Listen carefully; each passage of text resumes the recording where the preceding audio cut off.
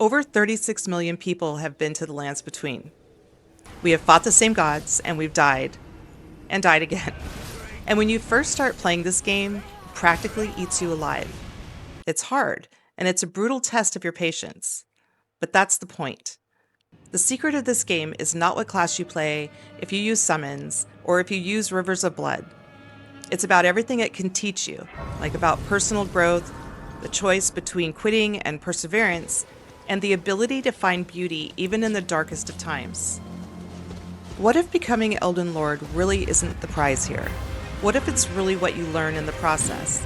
And today I want to talk about 3 really important things playing Elden Ring taught me. About struggle, freedom, and giving yourself grace in a shattered world. We've all shared the experience of opening that door and taking our first steps into Limgrave. We see the barely there glimmer of grace pointing us to the castle ahead. That's when you meet him, Margit, and he's probably the first real wall in the game. You fight him and you die, you go through the fog and you die again, you get frustrated and maybe get an urge to quit, and you start telling yourself you can't do this. People say the game is too hard, but is it? Or is it just trying to teach you something about yourself and about how you look at failure? Failing feels like punishment. You might start to feel like you're just wasting your time. But if you flip that thought over like a coin, you can really use every failure as a piece of the puzzle and an opportunity to try something else and overcome. The director, Miyazaki, said the difficulty is there for a reason, and it's not to make you quit, it's to make you pay attention. Every time you die to Margit, you're not inadequate. You are learning how to time his weird, delayed swings, and you learn when you can attack him and when you need to dodge out of the way. And you learn what works and what doesn't. The game just wants you to adapt and keep trying. And once you finally beat him, you get a feeling that isn't just relief. It's a feeling of accomplishment, and there's some pride in yourself for not quitting, but instead choosing to believe in yourself. That's the first thing I learned from this game, the value of the struggle itself. In the real world, we love shortcuts and life hacks and instant results. But Elden Ring reminds us that the things in life which really matter don't work that way. Like when you're trying to learn a new skill, maybe an instrument, or trying to get through a project that's tough. You will meet your own Margit, and you're going to feel stuck. You might even fail. And your first instinct might be to back away and think you're not good enough. But what if we approached it like a tarnished, and we looked at our mistakes as rungs of a ladder, and that with each failure came practice and patience, rung after rung. And eventually, with some courage, you will reach the top. That's what Elden Ring teaches us. The obstacle is the path, and the struggle isn't blocking your experience. It is the experience. If you can really understand that, it can really help you grow. If something feels too hard in the beginning, it's okay, because it will get better. Maybe, just like in the game, you just need to go explore and get stronger and come back when you're ready. After getting through the first few challenges, the world really just opens up, and its vastness brings its own anxiety, doesn't it? Where do I go, and what am I supposed to be doing? But there's no quest log or arrows pointing the right way, and the sights of grace barely whisper the direction, and really, to be honest, it's merely just a suggestion you can choose to ignore. That feeling of being lost is also sometimes criticized, but that's also missing the point. Elden Ring has given us real freedom, and that freedom means choosing for yourself. The game shows you a world of different beliefs. You have the Golden Order, rigid and falling apart. There's the Frenzied Flame, which believes life is just pain and everything should burn. And there's quiet people like Ronnie, who just want a new age away from the gods. The game never insists who's right. It just shows you these clashing ideas and asks you, the player, to decide.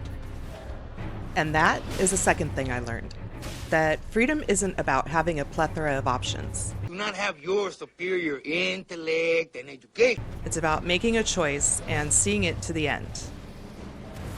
In real life, we get so much guidance. Society is telling us which way is success. We have expectations from family, we have pressure from social media, and we're trained from infancy to follow a set path. You have to go to this school or get that job and live this way. And straying from that path could be scary, and sometimes you're just worried that you're going the wrong way. And that part is what's so cool about Elden Ring. There is no wrong way. It's just the way you want to go. You can spend 100 hours in Caelid before you ever see the capital. You can be a mage, you could be a knight, it could be anything you want. And your journey isn't the one the game sets for you. It's the one you make for yourself.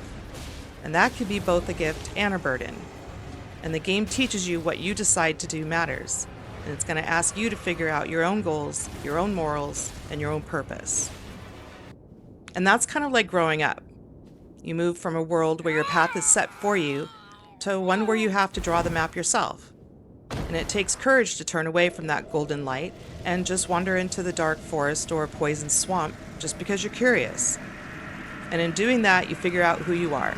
And the game doesn't care if you get the good ending because it doesn't even know what good is. It only asks you to choose and see it to the end. The lands between are a sad, sad place. It's crumbling in ruins, and its best days are long gone. After the shattering, all that was left is in a state of decay. The rules of life and death are broken, and the people you meet are either mad or lost or stuck in their own loop of sadness. The land itself is a broken, rotted, poisoned swamp, littered with battlefields that are frozen in time, and an entire city choked by ash. And it's really easy to look at this world and just see something bleak. But if you only see that, you miss the third, and I believe my favorite thing I've learned about playing Elden Ring. I believe it teaches us to find beauty and meaning inside brokenness. It's kind of like finding a flower growing in rubble. You can see it clearly in the views that take your breath away, like when you're looking out over Liurnia and the moon hits the sunken towers, and seeing the giant Erd tree on the horizon, this constant glowing promise, even while the world around it rots. But more than that, you find this beauty in the people. The characters in this world aren't just there to give you quests. A lot of them are on their own journeys.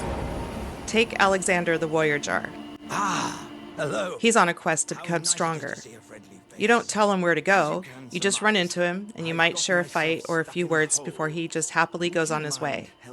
These moments feel special because they aren't about getting something. They're moments of connection with someone else who is also making their own journey through this same broken world.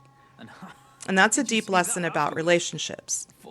Real connections aren't about what someone can do for you. They're about respecting that they have their own path, and what matters is just being there for them on theirs. This behemoth of a game shows us that the world can be a horrifying ruin while being a place of incredible beauty at the same time, and that the people in it can be both tragic and strong. And by accepting that sometimes things can be complicated without looking for one simple answer. That in itself is a kind of wisdom. I think this holds weight in our real lives as well. We live in a world that isn't perfect, rather far from it. It's full of broken systems and personal struggles, and it's become so easy to be cynical and only see the bad.